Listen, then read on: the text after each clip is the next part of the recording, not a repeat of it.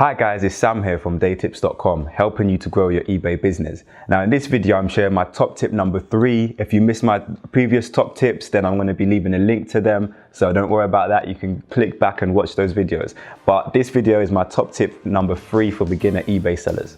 Now my top tip number 3 for beginner eBay sellers is definitely to find a reliable wholesaler. Now this kind of piggybacks off of the top tip number 2 that I had, which was to kind of choose a niche within eBay to sell upon. Now, the reason why you choose one of the benefits of choosing a niche is that you only need one wholesale supplier, and that's going to be beneficial to you, because once you build a relationship with that one wholesale supplier and you know that that wholesale supplier is trustworthy, you don't have to worry when your eBay business grows and you're ready to invest in, say, £100,000 worth of stock. Don't worry, you will get there someday.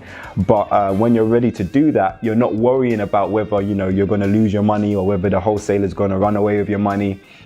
But you want to choose one wholesale supplier who is able to produce all of the potential stock that you might need now and that you might need in the future. So when you're picking a wholesale supplier, pick one, try and find one that doesn't just have stock that is related to your niche, but also has the kind of capability to manufacture stock that you might want them to produce later on down the line. So you can continuously use that one wholesaler, if that makes sense. So a huge benefit to using the one wholesaler, as I said, is that you build trust with that person.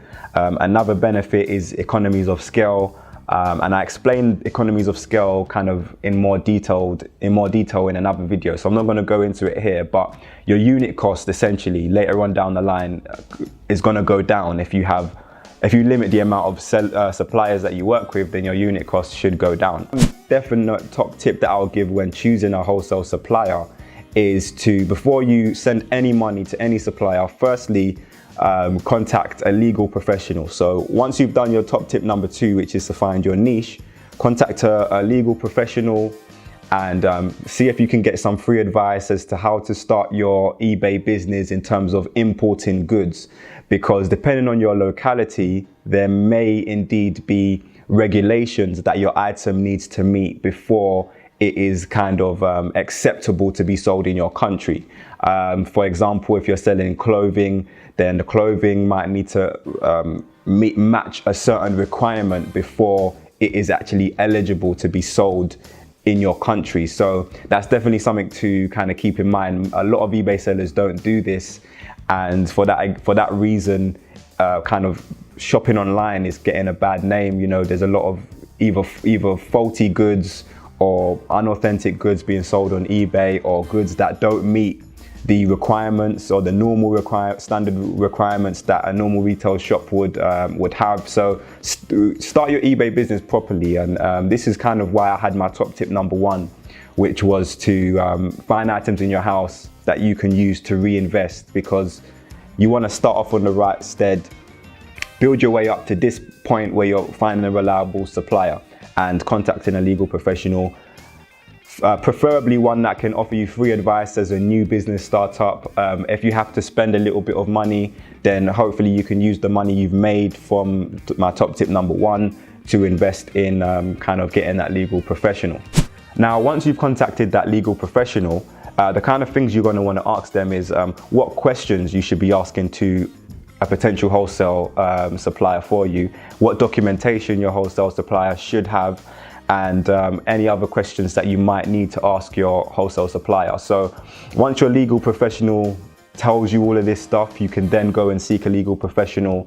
You can then go and seek and find a wholesaler, and you'll be equipped with the knowledge, knowing what type of questions you need to ask that wholesale supplier in accordance to your niche, making sure you meet the requirements of your country. When you contact the supplier, you could say, look, hey, I need someone who can supply me with whatever your niche is, say, for example, sports socks, but I need someone who can also manufacture sports socks, and I need someone who is able to meet the following requirements and to send me the following documentation. So that's a great way to get your kind of foot in the door in terms of eBay and to find a great wholesale supplier. Now, another thing you want to do is once you've kind of made initial contact with the wholesale supplier, let's say that they meet all of the requirements that your legal professional suggested that they should meet, and you're kind of almost ready to start making purchases from them, the first thing I would definitely do is ask them to send you a review copy or a sample copy of their product. So you can test the quality of it, maybe send it to a couple of your friends so that they can test the quality of it, just so that you know that this wholesaler produces quality products. So hopefully this video helped you out. If it did, then click the like button down below. Until next time, subscribe to my channel, guys, for the latest tips, and have a great day. I'll see you soon.